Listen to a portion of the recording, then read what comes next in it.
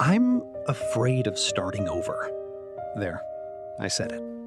Not because I don't know what needs to change, not because I don't see what's no longer working, but because starting over sounds a lot easier than it feels. People talk about fresh starts as if they're exciting, as if they're liberating, as if all you have to do is close one chapter and begin another. But they rarely talk about the space in between. The space where nothing feels certain. The space where you've left something behind, but haven't yet built anything new. That's the part that scares me. Because as much as I complain about where I am, at least I know it. At least it's familiar. I know its routines, its disappointments, its limitations, its patterns. And strangely enough, there is comfort in familiarity, even when familiarity is making you miserable.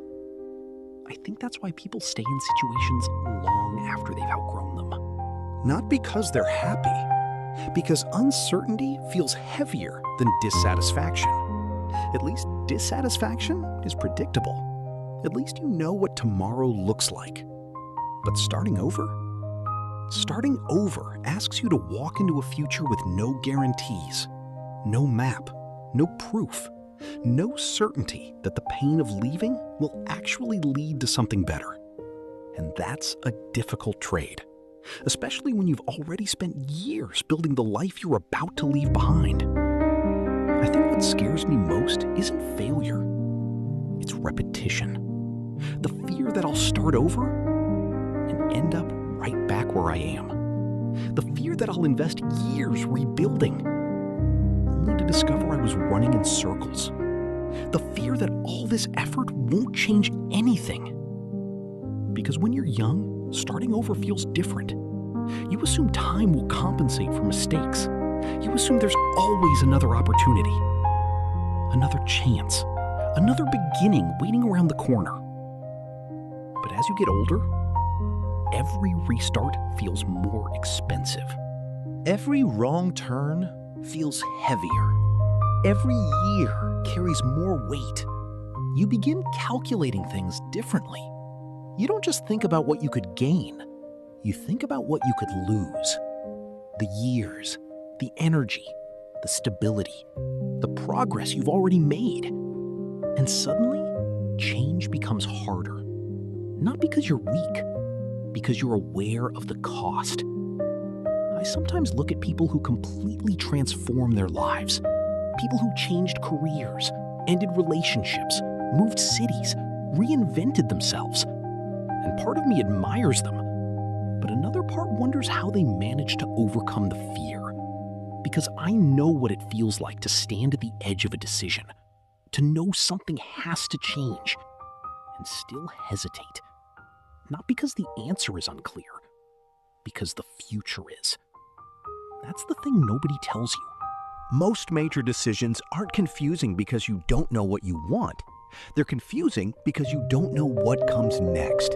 And uncertainty has a way of magnifying every risk. Your mind starts creating scenarios, worst-case scenarios, disasters, regrets, failures, losses. You imagine everything that could go wrong. Rarely everything that could go right. Because fear is protective by nature. Its job isn't to help you grow. Its job is to keep you safe.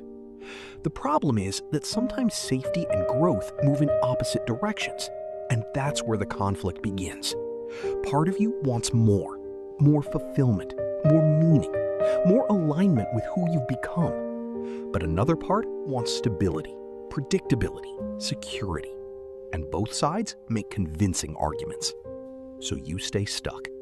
Not moving forward, not moving backward, just waiting. Waiting for certainty, waiting for confidence, waiting for the fear to disappear. But I've started noticing something. The fear never disappears. Not completely. The people who start over aren't fearless.